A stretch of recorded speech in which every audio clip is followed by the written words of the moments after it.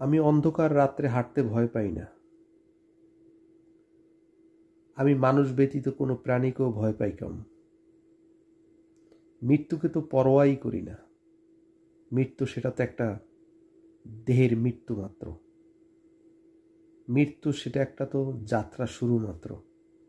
আমি ভয় পাই মানুষগুলোকে, যারা জীবিত থাকা অবস্থায় জীবিত মানুষকে এবং কি মৃত মানুষকেও অপমান অপদস্থ করতে ছাড়ে না।